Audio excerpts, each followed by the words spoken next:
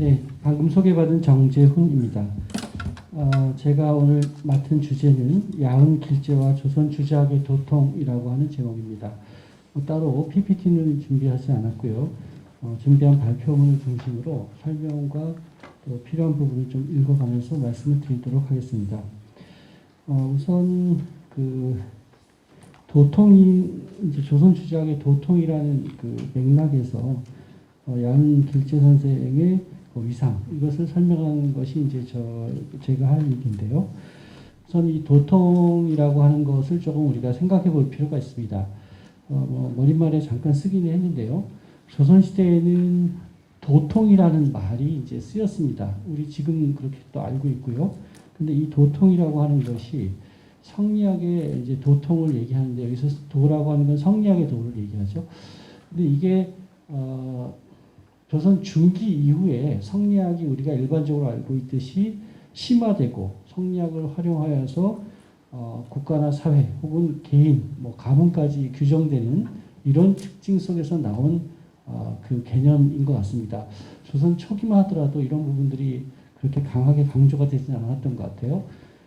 그런데 이게 이제 성리학뿐만 아니고 국가를 운영하는 데에도 바로 이런 통의식이라는 것이 작용이 되었습니다. 그래서 국가에서는 이제 조선시대의 경우는 국가의 주인이 이제 국왕이죠. 그래서 왕조 국가이기 때문에 국왕이기 때문에 국왕에게도 이런 통의식이 있었다고 생각이 됩니다. 그래서 그건 이제 왕통이라고 규정을 한다면 그 통이라고 하는 건 자연스럽게 태조부터 순차적으로 국왕으로 계승이 되는 것이죠. 바로 그 이제 그런 그 왕통을 이은 그런 것이 이제 구체적으로 나타나는 것은 바로 서울에 있는 그 종묘가 되겠죠. 그래서 그 왕의 위패를 모시고 그런 종통 혹은 왕통이 계승되는 것을 이제 거기서 표현이 된다고 생각이 됩니다. 그 다음에 지금 여기서 다룰 도통이라고 하는 것은 성리학의 도가 어떻게 전달이 되느냐라고 하는 문제인데 이것은 우리가 잘 알고 있듯이 바로 공자로부터 내려오는 유학의 도가 전달되는 이런 것을 얘기하죠. 그래서 그것은 바로 공자를 모신 가장 큰 그 기관인 성균관, 성균관에 있는 문묘에서 바로 이런 조통이 이어지는 것을 이제 볼 수가 있습니다. 바로 문묘에 공자를 비롯한 성인들을 모시고 제사하는 그 가운데에서 바로 도통이 계승되는 것이죠. 그래서 그렇게 표현이 됩니다. 그래서 이제 그것은 공자 이전에 이제 상거의 그 요순부터 시작해서 공자로 이어지고 또 조선시대의 경우는 이제 주의까지 이어진 이런 도통의 계승이 이제 이어지게 되는 것이고 여기에 이제 아시는 분은 아시겠지만 우리나라의 성현도 여기에 이제 포함이 되는 거죠. 그래서 성현도 우리나라의 그 유명한 유학자분들도 여기에 들어가면서 바로 도통의 계승자 이렇게 공인 사회적으로는 이제 공인이 되는 형태로 이제 이해가 된다고 볼 수가 있습니다.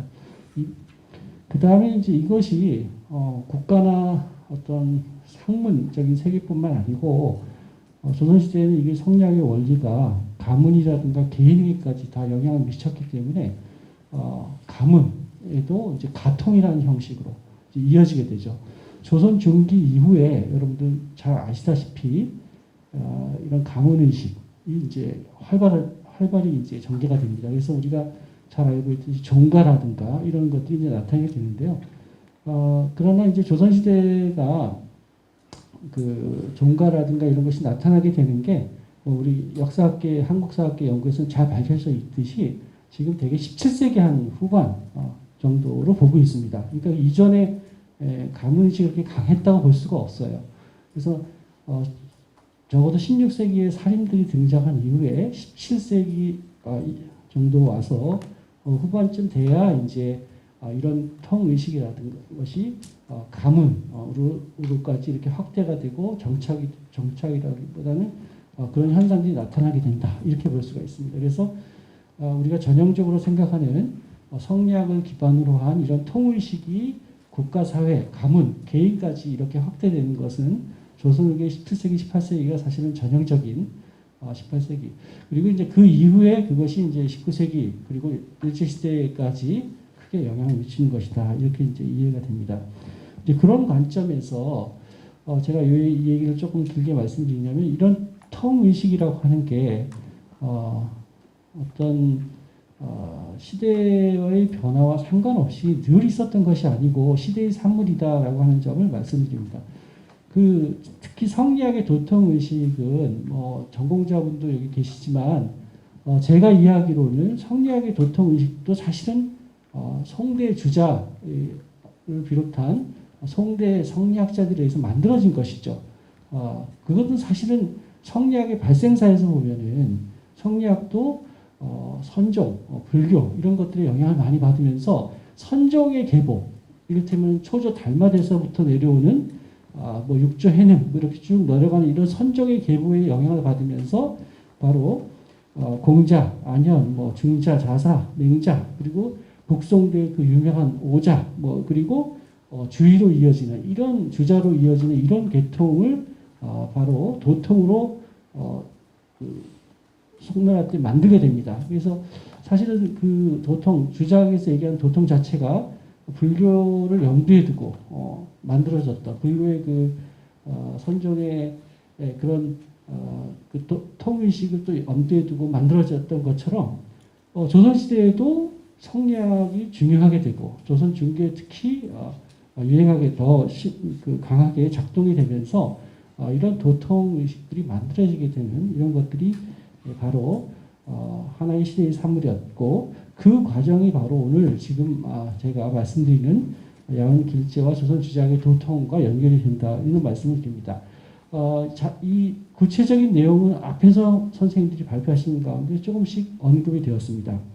그래서 우리가 일반적으로 알고 있는 제가 93쪽에 보면은 고려 말에 우리가 성리학의 도통 이렇게 얘기한다면은 고려 말의 정몽주로부터 길제, 김숙자, 김종직, 김경필 또 김경필과 같이 정해창도 이제 얘기가 되죠. 왜냐하면 지금 조선시대에는 정해창도 문묘에 이제 종사가 되죠. 그다음 조광조, 이연적, 이황으로 이어진 조선 잔기 도통은 이와 같은 식으로 일반적으로 이해가 되고 있습니다. 그런데 아까 이제 좀 전에 발표에서도 나온 것처럼 조선 초기에는 이렇게 이해가 되지 않았습니다. 이런 통의식 혹은 이런 것들은 조선 초기 이해되는 방식하고는 조금 다르게 생성이 됩니다. 그것은 이제 조선 중기에 조금 들어가기 전에 중종 그리고 선조 연간에 그런 다른 형태로 만들어진 것이 바로 우리가 알고 있는 이런 통의식이 아닌가 그런 내용입니다. 그래서 그런 부분들을 조금 자세하게 살펴보도록 하겠습니다. 94쪽에 조선 전기 도통의식에 관련된 내용입니다.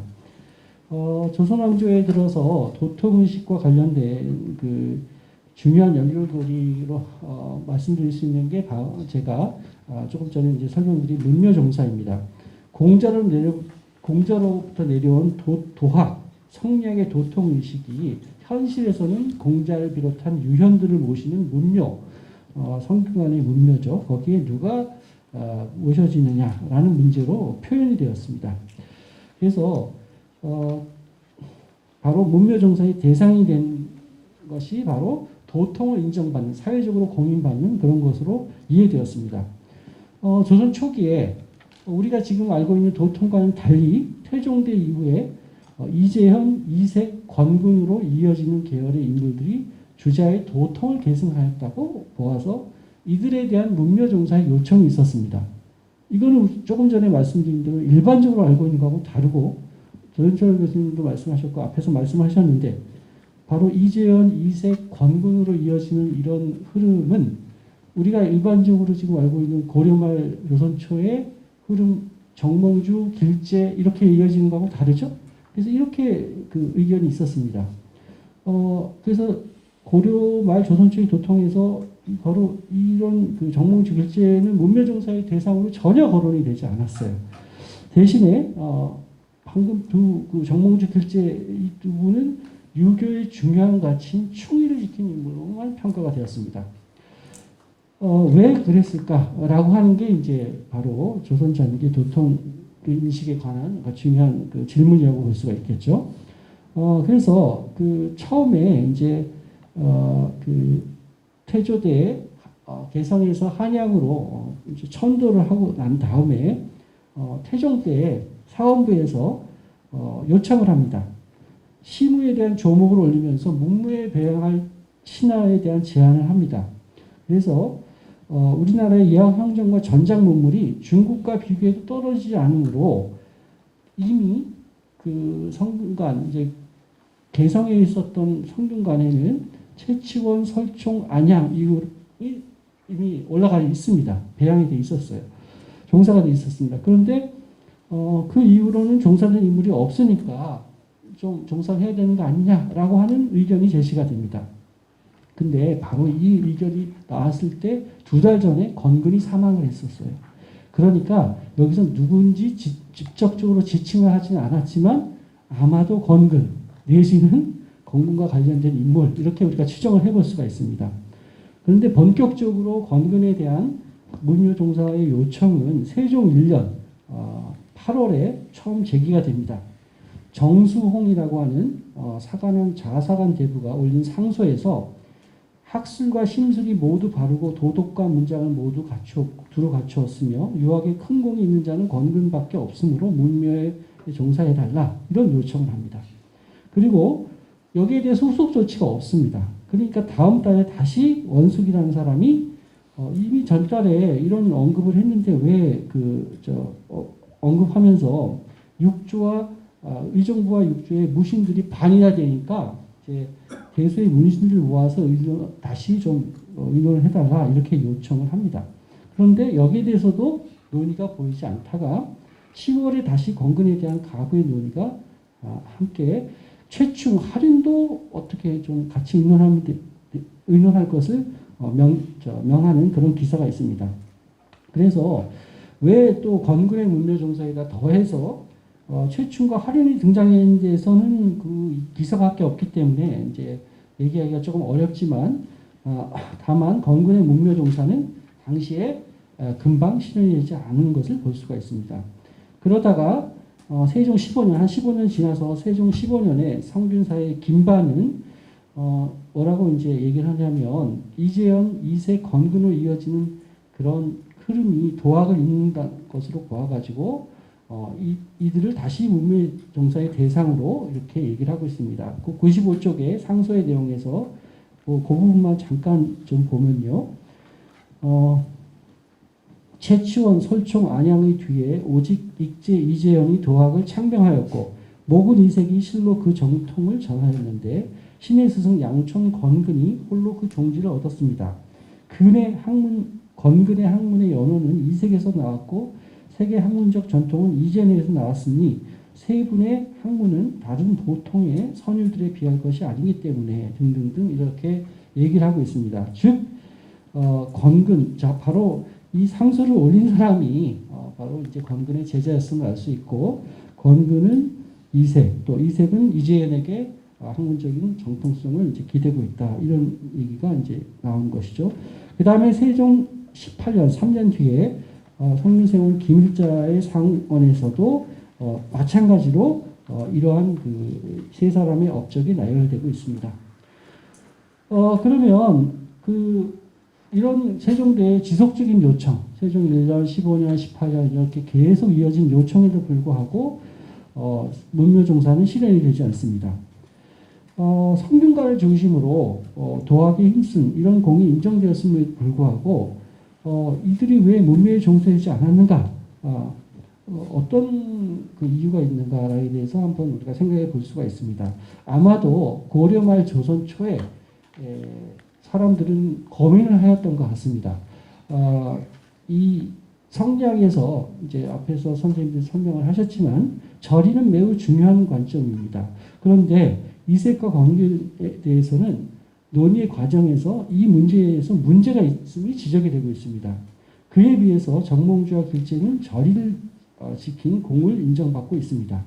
심지어 건근은 그나마 이사, 여기 이사라고 하는 건 관리로서의 공적인데요. 관리로서의 공정에서 볼 때는 볼만한 것이 있지만 이색은 그마저도 충분하지 않고 문장 정도만 인정되고 있다. 이렇게 이해를 하고 있어요.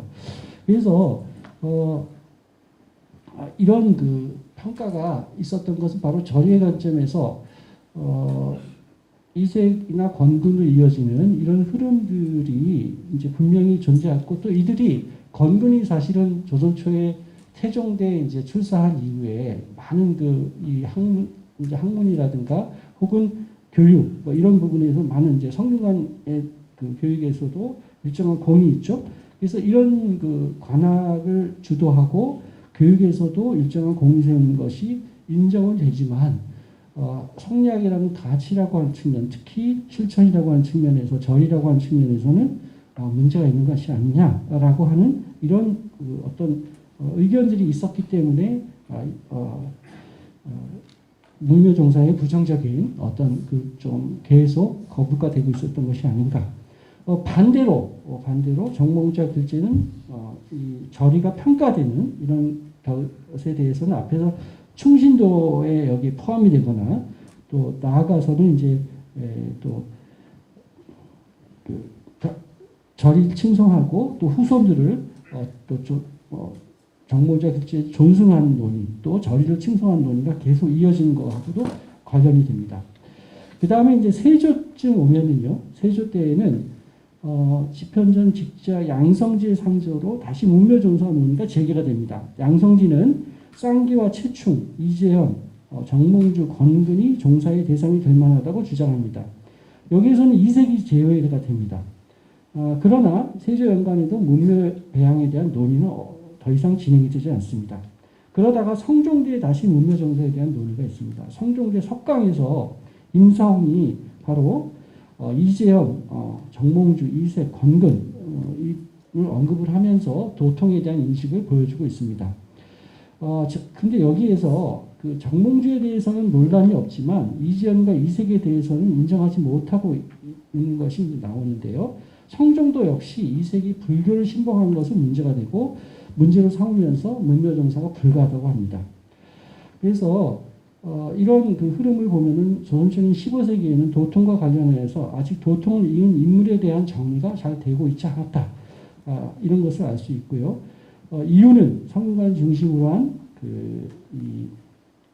이런 흐름에서 고려 말에서 조선초로 이어진 데에서는 이재현, 이색, 권근으로 이어지는 이들이 일정하게 공이 있지만 또 그 공을 바탕으로 문묘에 종사시키자는 주장도 있었지만 이것은 실현이 되지 않았고 오히려 정몽주와 길재가 절을 지킨 인물로서 주목을 되지만 이들도 역시 도통을 위해서 그 문묘에 종사될 인물이라는 것은 세조대에 잠깐 얘기가 나오고 있고 성종대에 언급된 정도에서 그치고 강하게 주장되지는 않았습니다.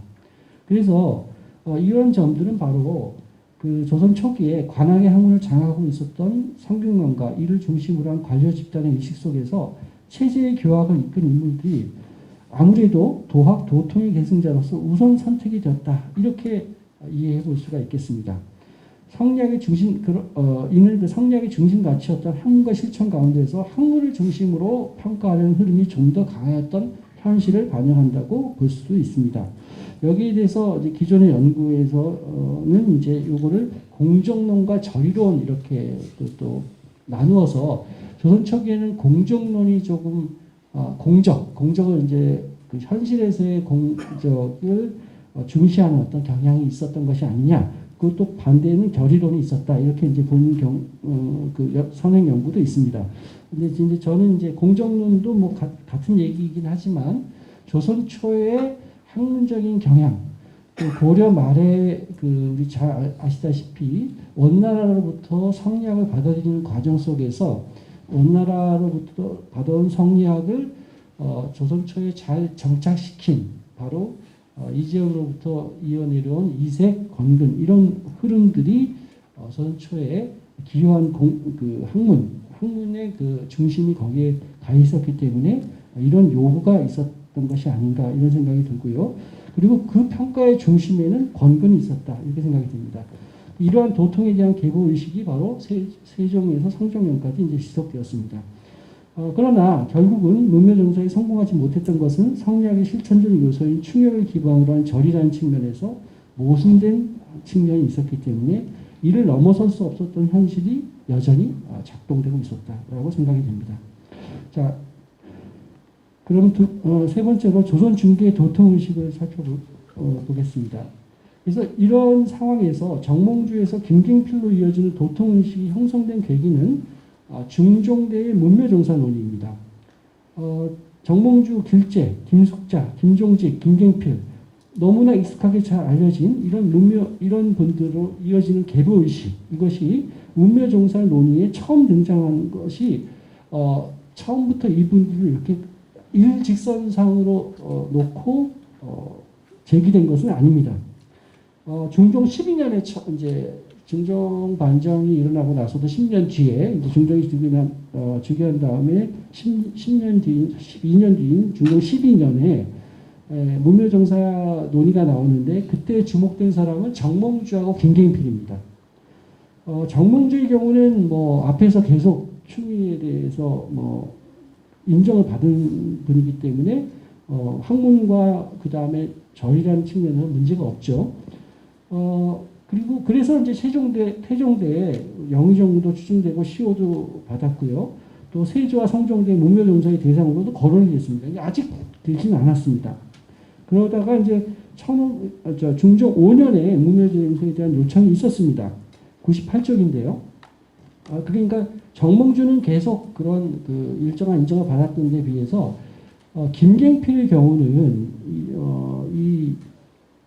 이런 논의가 제기가 되었을 때 일정하게 불만과 비판의 목소리가 있었습니다.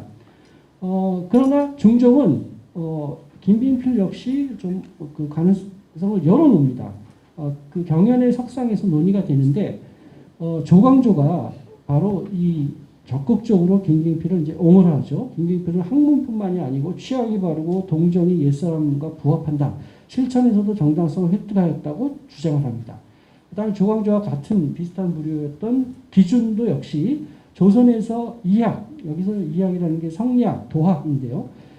정몽주에 이어서 조선에서는 김종직, 김경필로 이어진다. 이렇게 얘기합니다. 그러니까 김종직이 또 추가가 돼 있죠.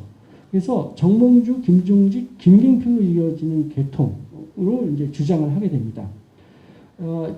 이에 대해서 이제 고관들, 살인들이 아닌 그 육조의 그 의정부나 육조의 고관들은 정몽주는 인정할 수 있지만 김경필은 인정할 수 없다. 이런 논의를 이제 이어갑니다. 그 다음에 그 다음날, 다다음날 해가지고 이런 논의들이 계속 이어지는데 아예 김경필도 뭐 인정할 수 없다는 쪽으로도 논리를 이제 전개해서 그 살인들의 요청을 이제 반대하는 쪽으로도 제기를 합니다. 그래서 대신들의 주장이 정몽주도 사실은 신돈의 아들이 우왕을 섬겼기 때문에 뭐 충신 불사이군 이런 그 충전의 관점에서 문제가 있는 거 아니냐라고 해서 정몽주까지 이제 반대하려고 하지만 여기에 대해서 중종은 딱 선을 긋습니다. 신하들의 의견을 따르지 않고 자신이 분명히 문묘정사에 대한 논의에서는 정몽주와 김경필을 모두 문묘정사 되기 원한다라고 얘기합니다. 그래서 이틀 뒤에 열린 조정의 논의에서 정몽주는 문묘정사대에 문제가 없지만 김경필은 어렵다 하고 타협을 하게 됩니다. 그래서 결국은 정몽주는 문묘정사가 결정이 됐고요. 중종 12년 9월에 결정이 됐고 김경필은 후보는 올랐지만 최종적으로는 이제 되지 않습니다. 이 과정에서 김경필과 정여창은 김종직의 제자로서 그 앞에 이제 그 정여창도 약간 언급이 됐었는데요. 여하간 도학의 계보에 연결된 인물이다라고 하는 평을 이제 얻게 됩니다. 그리고 어느 정도 정몽주의 그 문묘정사 마무리된 다음에 조광조는 아주 중요한 발언을 하는데요. 여기에서 바로 김종직의 학문 연원이 정몽주 길재를 거쳐서 온 것을 지적을 합니다. 거기 이제 조광조가 그 경연 자리에서 그 한 얘기인데, 김종직은 처음 길제에게 수업하였으니 길제는 곧 정몽주의 문인입니다. 그러니 종직이 전업한 연호는 실로 근원이 있는 것입니다. 라고 해서 바로 정몽주, 길제, 김종직의 그 라인을 이제 만들게 되죠. 그런 계보를. 앞에서도 이제 발표가 되었지만요. 길제의 경우는 고려 때 그렇게 관직 생활을 오래 하지 않았습니다. 그랬고 그렇기 때문에 문묘의 종사 대상이 되는 것에 대해서는 논란의 여지가 좀 있었던 것으로 이제 그 문묘 종사까지는 아직 이렇게 분명하게 논의가 나오지 않았던 것이죠. 그러나 이제 정몽주가 문묘 종사된 게 중종 12년인데 이제 중종 14년에 그 김효사가 발발이 되면서 더 이상 문묘 종사에 대한 논의나 도통에 대한 논의는 사라지게 됩니다. 도통에 대한 논의는 인종 1년에 다시 이제 논의가 되고요. 그때 그 도학의 이제 또 새로운 그 계보에 대한 변화가 나타납니다. 그것은 조광조의 학문적인 정통성을 확인하는 과정에서 길제뿐만이 아니라 김종직의 부친인 김숙자까지 추가가 됩니다. 그래서 조광조에 대해서는 김효사 이후에 그를 이제 그의 신원을 이제 요청하는 요청이 있었고, 인종이 이제 조광조의 그 신원을 명하기도 하지만 을사사후로 이제 신원이 되지 않습니다. 조광조를 비롯한 문묘 종사에 관한 논의는 선조 때 본격적으로 제기가 됩니다. 조광조가 제시한 도학, 성리학의 정치사상을 구현하려고 했던 사림들이 명종대 후반 중앙정계에 진출하고 선조대의 중앙정계를 장악하게 되면서 명종 때부터 이현적을 중심으로 조광조에 대한 신원운동이 전개가 됩니다. 신원운동뿐만이 아니라 이제 문묘종사까지도 이제 얘기가 나오는 것이죠. 그래서 선조 초에는 이런 흐름 속에서 도학의 계보를 선조 초에 그 경연에서 많이 활동하는 사람이 기대승이 있는데, 기대승이 정리를 좀 하는데 정몽주, 김갱필, 조광조를 축으로 해서 그 사이에 길제, 김숙자, 김종직, 이현적, 이황 이런 사람들을 넣는 이런 방식으로 이제 이해를 하였습니다. 이제 중심축은 조금 전에 말씀드린 대로 정몽주, 김갱필, 조광조 이 세 사람이 이제 중요한 고리가 되죠. 그래서 선조 1년에 조광조의 신원과 함께 청원된 문묘종사에서는 실현되지 않았지만 조광조가 이제 영의정까지 추증이 되고요. 그 다음에 관악의 유생들을 중심으로 조광조와 김갱필, 정여창, 이현적 등 4현에 대한 문묘종사를 청원을 합니다. 정여창에 대해서는 아까 잠깐 말씀드렸고요. 여기에 더해서 이제 이황, 퇴계 이황 등이 세상을 떠나니까 선조 6년부터는 이황을 포함한 문묘 5현 종사 운동으로 이제 바뀌어서 5현을 종사시키자는 운동이 일어나게 됩니다. 그리고 이거는 광해군 2년 1610년에 확정이 됩니다. 그러니까 17세기 초죠. 그래서 아까 이제 그 도통론의 관점에서 이제 도통이 만들어지는 건 지금 과정을 보면은 중종대, 선조대 요 흐름 속에서 문묘종사 운동을 통해서 바로 도통에 대한 어떤 일정한 정리가 이루어진다. 그것은 광해군 2년에 문무 5현 종사로 일정한 이제 결실을 맺게 되었다. 이렇게 볼 수가 있습니다. 그래서 5현이 종사됨으로써 조선중기의 그 살인들은 도통의 흐름을 어느 정도 정리하고 지배 이데올로기로서 성리학, 도학의 계보를 정리해서 도통을 인정하고 또 운명에 그 실질적으로 제시를 하게 됩니다. 바로 이런 흐름이 이후에 많이 이제 영향을 미치게 되죠. 그 많은 책에서 도통을 언급한 많은 책에서 바로 이런 흐름 때문에 도통의 흐름을 그대로 우리가 알고 있는 것으로 이제 반복을 하게 됩니다. 연원록으로 가장 먼저 편찬된 책이 그 오희길의 도동연원록이라고 하는 책이 있습니다. 여기에서도 도통의 연원을 이제 기자 이후에 정몽주, 길제, 김갱필, 정여창, 조광조, 이현적, 이황 이렇게 흐름을 잡고 있고요. 17세기에 그 박세채가 쓴 동유사후로에서도 정몽주, 길재, 김갱필, 정해창, 조광조, 이현적, 김한국, 이현적, 서경덕, 이황 이렇게 흐름을 정리하고 있습니다.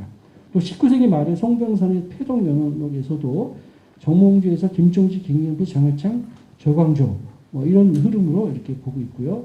20세기에 들어와서 조선 유교 연원에서는 정몽주, 길재, 김숙자, 김종지, 김경필, 조광조라고 우리가 알고 있는 전형적인 그런 도통론적인 인식체계를 반영해서 조선시대의 도통을 이해하고 있습니다. 이런 관점에서 이제 조선 주제학의 도통과 길재의 위상을 살펴보면요. 다시 조금 정리를 해보면은 조선 전기의 도통 인식과 관련해서 가장 중요한 인물인 이지연, 이색, 권근이 이제 후보가 되는데 이 중에서도 바로 핵심적인 인물은 권근이었습니다. 문묘종사에 대한 요청은 결국 대상 인물의 학문에 대해서 그것을 정통으로 인정받기 위한 노력의 다른 표현이었습니다. 권근의 학문은 조선체에 오랫동안 문안의 직임을 이어갔고 유학 제조로서 유생의 교육에도 관여했기 때문에 관학의 학문을 대표한다고 할 수 있습니다. 따라서 권근을 중심으로 이지연과 이색을 문묘에 종사시키는 노력은 조선체의 학문적 중심을 이를 중심으로 설정하는 노력의 일환이었습니다.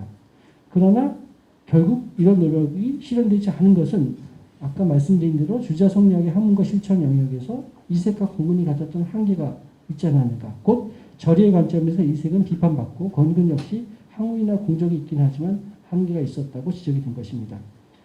자, 이런 상황에서 중종 12년에 제기된 문묘종사 논의에서는 정몽주와 김갱필이 논의의 중심이 됩니다.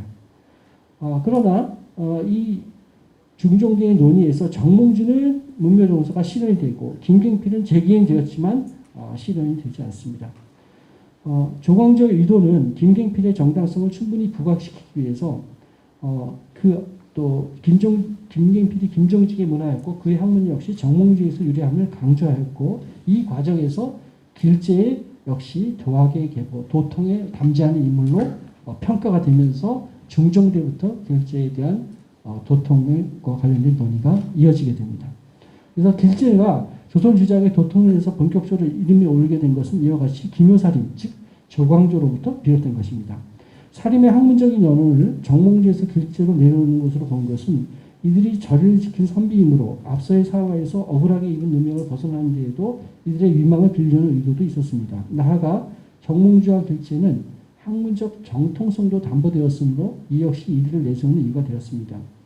길재에 대한 평가는 선조 이후에 더욱 본격화됩니다.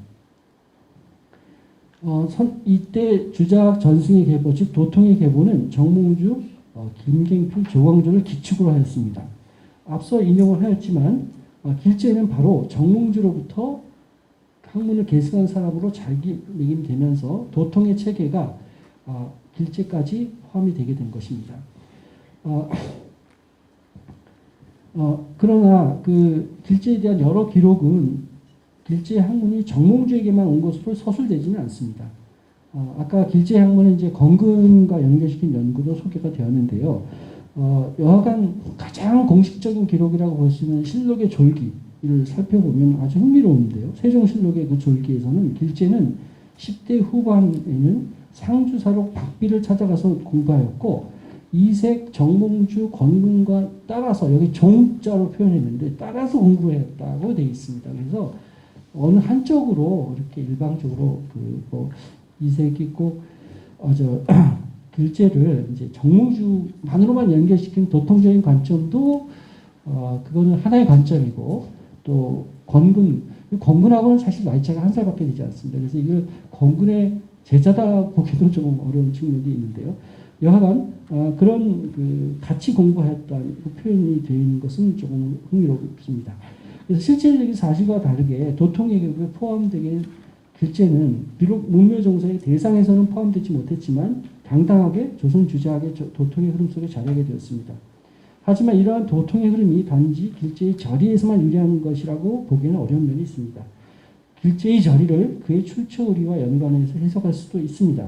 최근의 연구에서도 그렇게 보았습니다. 충신이 관점이 아니라 선비의 도덕적인 완성, 즉 결기지도, 자기를 깨끗하게 하는 도의 실천에서 찾고 있기도 합니다. 그러니까 이게 가능했던 게 바로 도학 공부가 있었기 때문에 가능했다. 이렇게 보는 것이죠. 그러나 중종에서 선조년간에 이루어진 살인들의 문명정사 운동을 통해 만들어진 도통의식은 단지 허구의 사실에 기반한 의식의 조작이다. 이렇게만 볼 수 없습니다. 도통론을 제기하고 도통에 해당하는 학자를 찾아가는 과정은 곧 바로 그 문묘정사의 논의를 할 때의 당대의 현실 문제를 해결하고 그 해결책을 이전의 역사에서 소환하여서 재구성하는 과정이었다. 이렇게 이해할 수 있습니다. 중종대의 조광조 등의 기묘살인에 의해서 정몽주와 김갱필이 소환된 사실, 선조대 이황 또 기대승에 의해서 조광조와 이현적이 소환된 사실, 그리고 선조대 이황이 호명된 사실, 바로 이것은 당대에 필요한 가장 학문적인 기준을 제시한 사람이 누구냐? 바로 그 사람이 무묘정사의 대상이다 라고 하는 그런 관점에서 이들이 선택된 것이다 라고 생각이 됩니다. 그러한 학문적 기준은 경세에 필요한 바로 그 성리학이었고, 그 성리학, 그 경세를 실현할 수 있는 이론적 바탕이 되는 주작이었습니다. 조광조가 성학론을 제기하고 성학, 그 성인군주론이죠. 이를 현실에서 실천하려고 한 점, 또 이 회제 이현적이 중명 구경연의 등을 저술하여서 성리학과 재형학의 이론을 체계화하려고 했던 점, 그리고 태계 이황 역시 유자 성리학을 정리하여서 체계적으로 제시하려고 한 점 등이 바로 16세기 중반 중종대 이후에 선조대까지 살인들이 그 이전에 15세기의 성리학을 극복하면서 새로운 조선사회를 만들어 나가려고 하는 그런 사상적인 그런 노력이었다. 이런 관점에서 바로 이들이 선택된 것이다 라고 생각이 됩니다. 길제는 이 과정에서 살인들에 의해 저주를 지킨 충신에서 도학의 계승자, 도통의 담지자로서 거듭나게 됩니다. 그러나 조선 주작의 흐름 속에서 길제는 학문보다는 주작의 올바른 실천을 하였기에 도통의 계보 속에서 자리매김될 수 있었다라고 생각이 됩니다. 이상으로 발표를 마치겠습니다. 감사합니다.